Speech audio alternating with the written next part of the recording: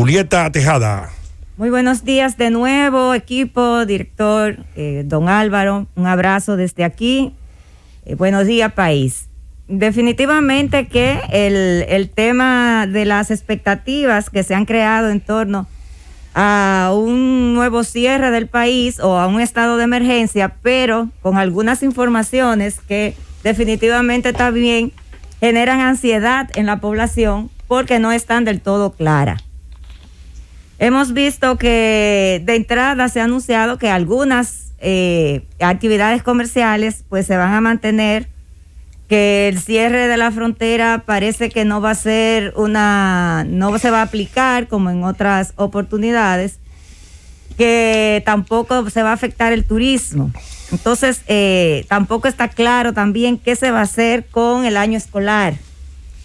Nosotros apostamos a que las autoridades presentes y las que tendrán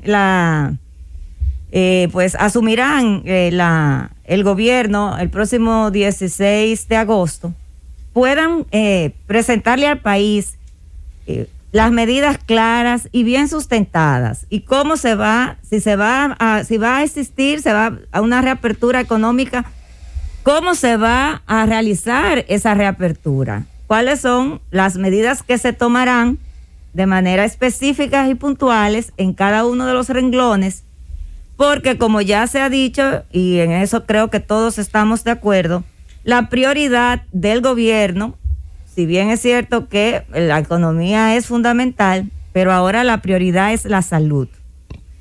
Y ya hemos tenido una experiencia que definitivamente no ha sido positiva, porque como decía don Álvaro también en su comentario, bueno, podríamos decir que fracasamos, que se ha fracasado, el gobierno fracasó porque estamos peor que antes. Pero también hay que reconocer que en todo el mundo estamos frente a una realidad. Hay preocupación en todo el mundo. Hemos tenido aquí, hicimos un esfuerzo. Hay que analizar lo que pasó desde que iniciamos las medidas de emergencia hasta el momento en que abrimos los establecimientos comerciales, hasta el momento de la desescalada. ¿Qué pasó antes de la desescalada y qué pasó después de esto y de las elecciones? Sí, don Will, usted tiene razón, eso es fundamental, porque yo pienso que volver a anunciar medidas por anunciar medidas no tiene ningún sentido ni nos va a llevar a ningún lado, sobre todo si ya tenemos una experiencia como esa que usted acaba de señalar. Es decir, ya nosotros tenemos la experiencia, nosotros sabemos qué pasó en el país desde el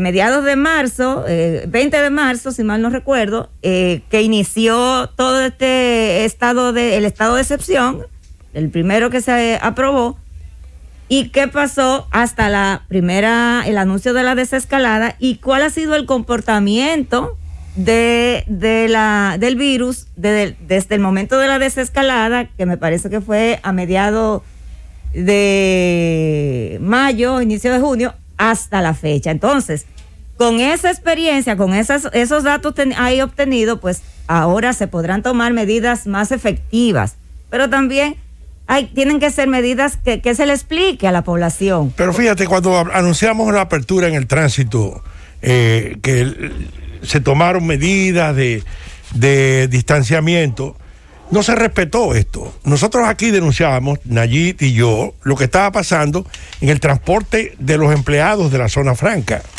Que se habló, no, que mira, un asiento sí, un asiento no, mire hermano, esas guaguas no eran guaguas, eran ballenas, porque ya la guagua dejó ser ya guagua en ese momento. Mandaron la foto, don Willy, recuerden aquel momento de cómo iban los empleados dentro de esa guagua que iba a una zona franca.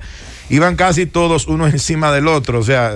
Sí, pero ahí hay una responsabilidad social que tienen las empresas. Un dato, Julieta, a propósito de la desescalada y cuándo se inicia y cuál era la situación a ese momento. La desescalada se inicia el 20 de mayo. Ese día se anunció que el gobierno comenzaba a desmontar las restricciones.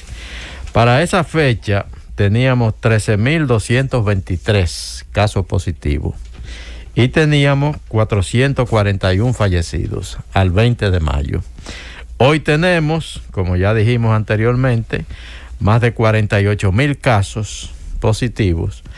Hay una diferencia de aproximadamente 35.520 casos. Eso es el triple. Desde el inicio de la desescalada hasta el día de hoy, eso es más del triple de casos. Y hoy tenemos 941 fallecidos, 500 más que cuando se inició la desescalada. Bueno, pero eso o sea que es un aumento exponencial extraordinario. También hay que tomar en cuenta, perdóname Julieta, tomar en cuenta la cantidad de pruebas que hemos realizado con relación al inicio, de las medidas de emergencia, a el inicio de la desescalada y el día de hoy.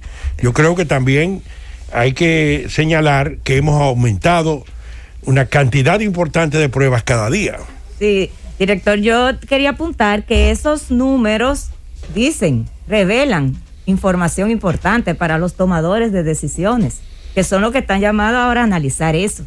Y entonces tomar las medidas en función de lo que dicen esos números, porque esos números reflejan muchas cosas. Esos números te dicen a ti, por ejemplo, cuál fue el comportamiento de la población, cuál fue el comportamiento de las autoridades que tenían que hacer cumplir las medidas también. Si los negocios que se fueron abriendo estaban realmente cumpliendo, es decir, cuál es la capacidad que tiene el Estado para supervisar efectivamente que los negocios que estuvieron operando lo estaban haciendo cumpliendo las normas.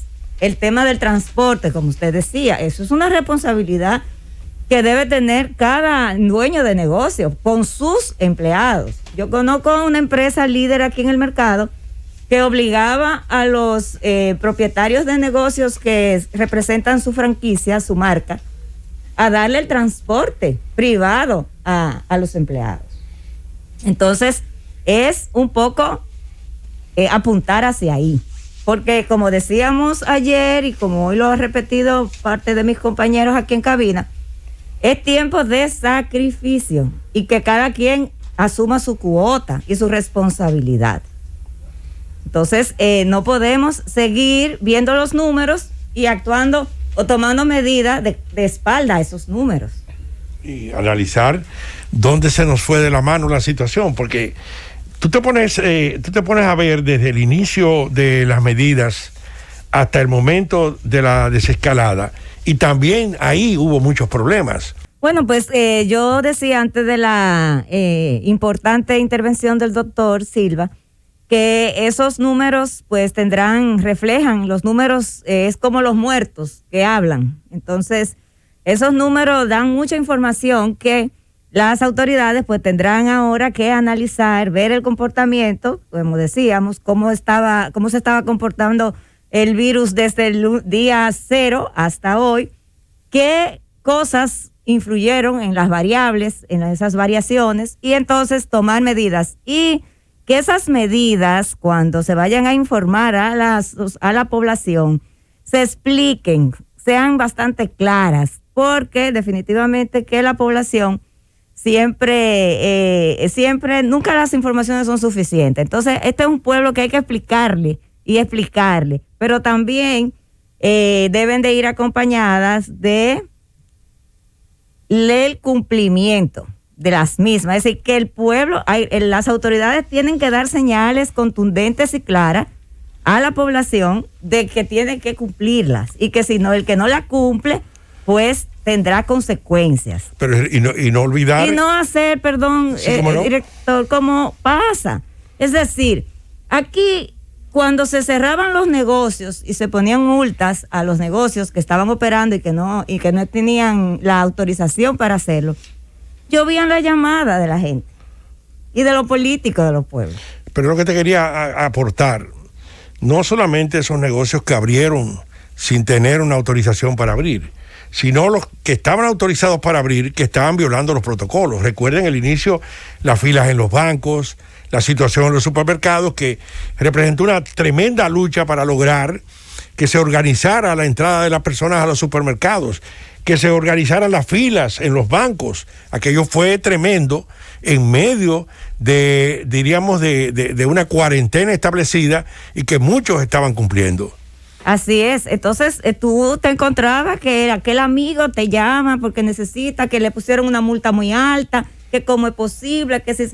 Inclusive se llegó hasta satanizar en algún momento la imposición de las multas. Es decir, en un momento donde la población y los sectores representados de esa población deben de apoyar las acciones de las autoridades, lejos de eso, entonces lo que trataban era de justificar. ¿Y por qué a este se le puso tanto y por qué al otro tanto? ¿Pero por qué? No debe ser así. Entonces, no. Todos tenemos que crear conciencia, porque esto es una situación que nos atañe a todos. No importa la clase social a la que usted pertenezca, no importa el partido político al que usted pertenezca. El virus no tiene, no discrimina. Entonces, todos tenemos que asumir nuestra responsabilidad. Y las autoridades que van a ir a la calle, sentirse realmente empoderadas e investida de esa autoridad, porque aquí también pasa un problema, señor director y amigos que nos escuchan, y es que muchas veces esos agentes que están en la calle tratando de hacer cumplir la autoridad tienen temor de ejercer sus funciones, de cumplir con su deber, porque tiene de frente una población irreverente, una población desafiante. Lo vimos por todos los medios. Y muchas veces tienen temor hasta de que, cumpliendo con su deber, ellos sean los que paguen los platos rotos, como decimos popularmente. Entonces, también es importante que las cabezas de las autoridades que tienen que mandar sus tropas a la calle a velar porque las reglas se cumplen, que lo empoderen debidamente. Y también hay otro tema que se vio y que fue preocupante, y es también la pericia en el momento de las autoridades hacer cumplir la ley. Es decir, muchas veces veíamos que a nuestros agentes le faltaban recursos. Entonces, todos estos datos, esto yo lo traigo sobre la mesa para que reflexionemos ahora, justo ahora que estamos de nuevo al inicio de una nueva etapa, para que no cometamos los mismos errores. Llévatelo, Cundo.